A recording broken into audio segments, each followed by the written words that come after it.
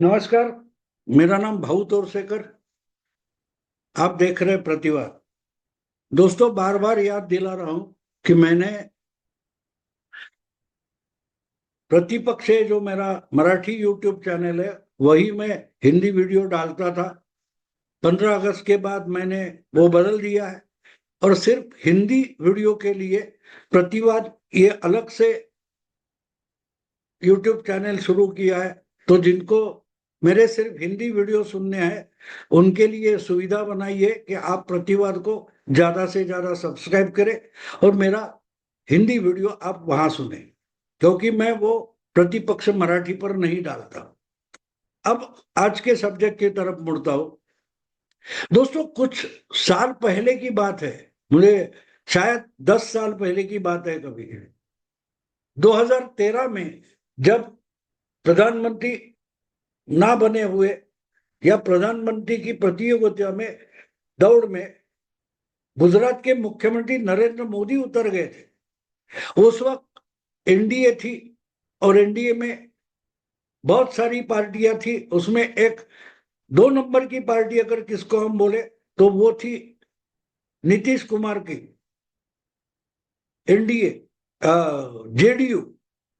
लेकिन मोदी अगर बीजेपी का चेहरा हो गए तो हम एनडीए में नहीं रहेंगे।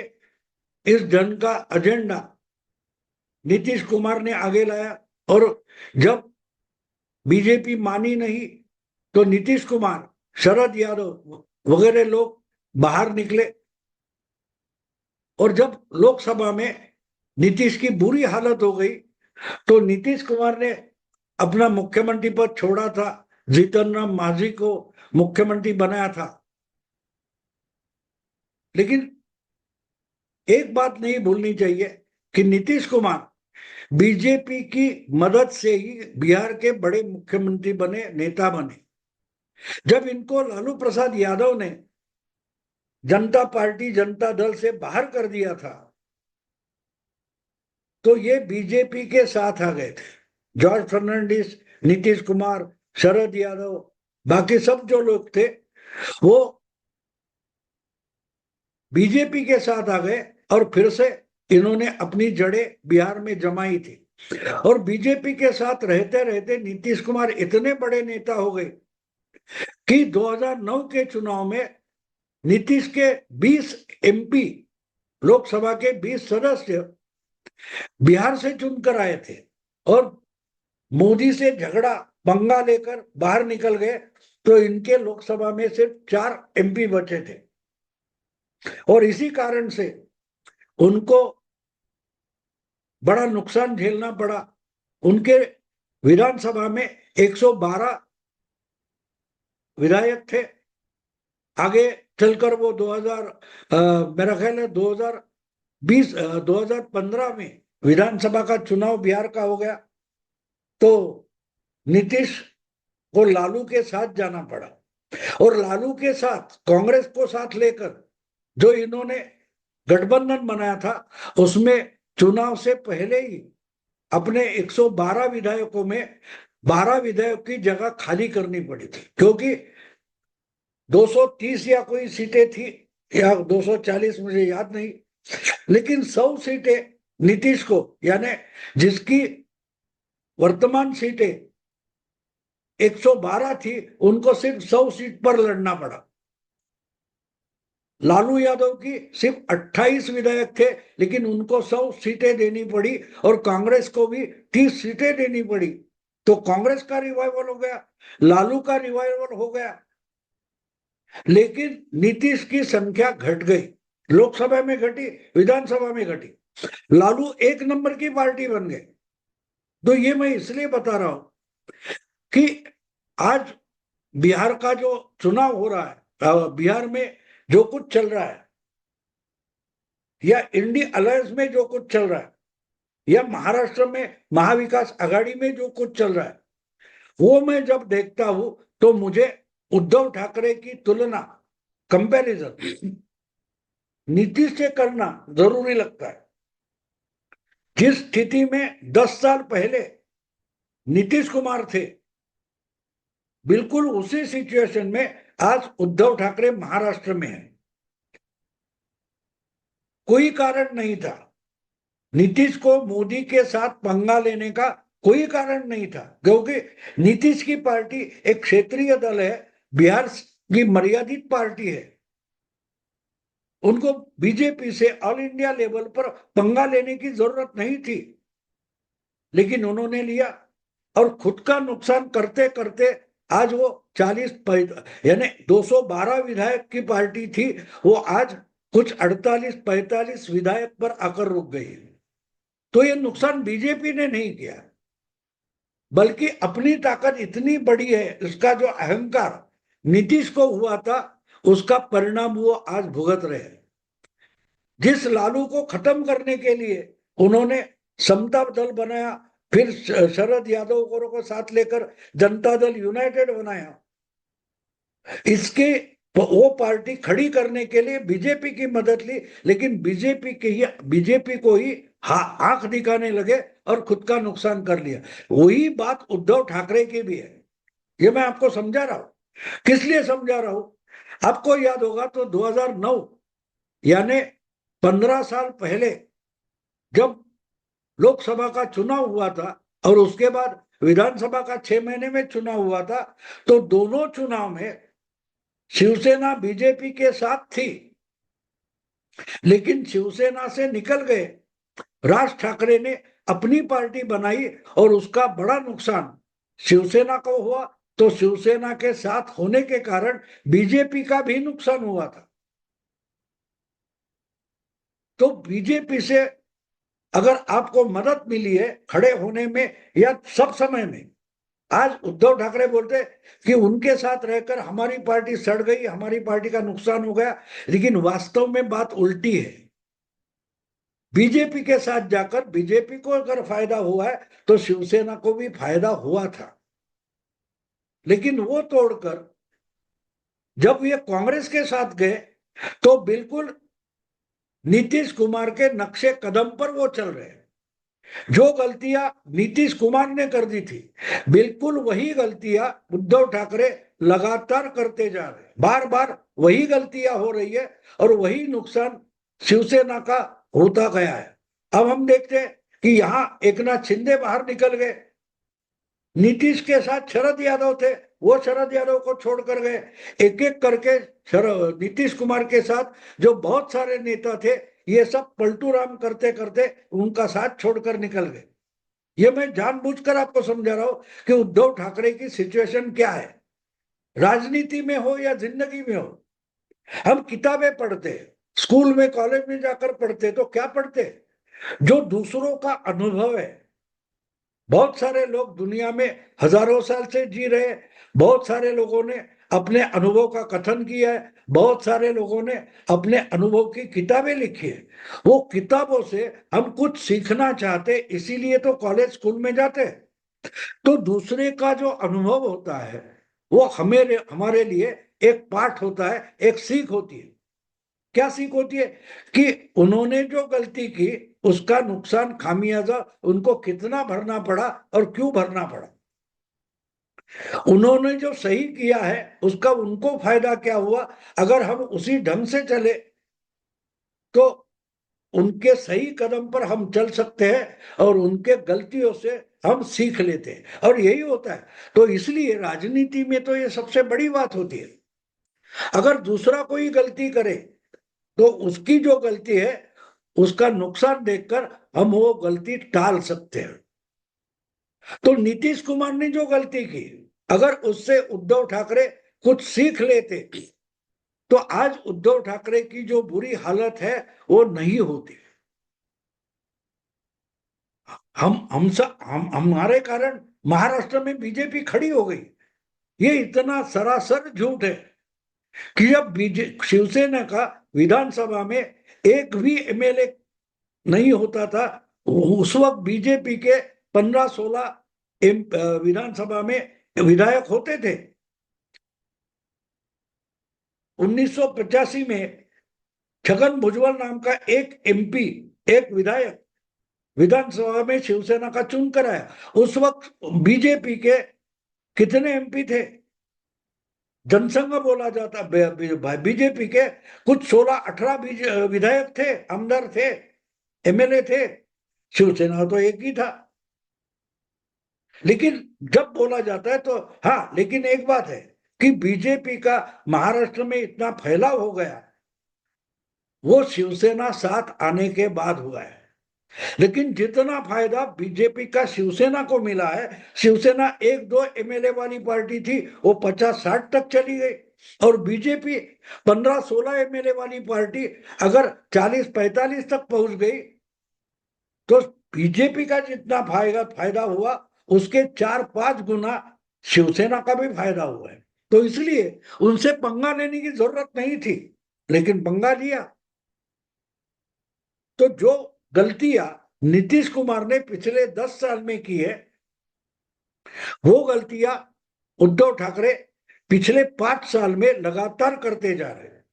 और इसलिए जब 2015 के चुनाव में नीतीश ने अपना नाक रगड़कर लालू के साथ हाथ मिलाया था, तब उनका जो गठबंधन बना था, जमती तो नहीं थी, लेकिन जमाना पड़ता था। लालू के दोनों वो बेटों को सरकार में, मंत्रिमंडल में, मंत्री परिषद में लेकर नीतीश को काम चलाना पड़ता था। तो उस वक्त एक कार्टून मैंने देखा था, बढ़िया कार्टून था, एक व्यंग्य चित्र था, मैंने देखा हुआ। क्या था? तो एक पतलून है, और एक ही पतलून में दो दो इंसान एक पतलून पहने खड़े हैं। एक में लालू है, एक पतलून ऐसी है कि जिसके एक साइड में लालू है और दूसरी साइड में नीतीश कुमार है। और कार्टून में लिखा था, दोनों एक दूसरे को बोल रहे हैं। दोनों के हाथ में उसका नाड़ा है, और एक दूसरे को बोल रहा है ये नाड़ा छोड़ना नहीं। बात साफ है। मतलब क्या? कार्टून का मतलब ये था कि हमारे हाथ में नाड़ा है, अगर छूट जाए तो पतलून गिर जाएगी, हम दुनिया के सामने नंगे हो जाएंगे। तो नाड़ा पक्का पकड़ के रखो, छूटना नहीं चाहिए। ये कौन बता रहा था? दोनों एक दूसरे को बोल रहे थे, लालू नीतीश को और नीतीश लालू को बोल रहे थे कि नाड़ा पकड़ के रखो, छूटना नहीं चाहिए, नहीं तो नंगे हो जाएंगे। तो गठबंधन जब बनता है, तो गठबंधन में जो दो बड़ी पार्टियां होती है, उनका कहने का मतलब साफ होता है कि भाई हमारे पास तो एक ही पतलून है, एक ही चड्डी है, अगर उसका नाड़ा हम कसकर पकड़ ले तो ही हमारी इज्जत बच सकती है, ना हम दुनिया के सामने नंगे होने का वरना धोखा होता है। इसलिए नाड़ा पकड़ के पक्का रखना चाहिए। तो आज हम महाराष्ट्र की जो राजनीति है उसमें देखते हैं, तो कांग्रेस और उबाठा शिवसेना, उद्धव की शिवसेना, ये दोनों एक पतलून में नंगे हैं।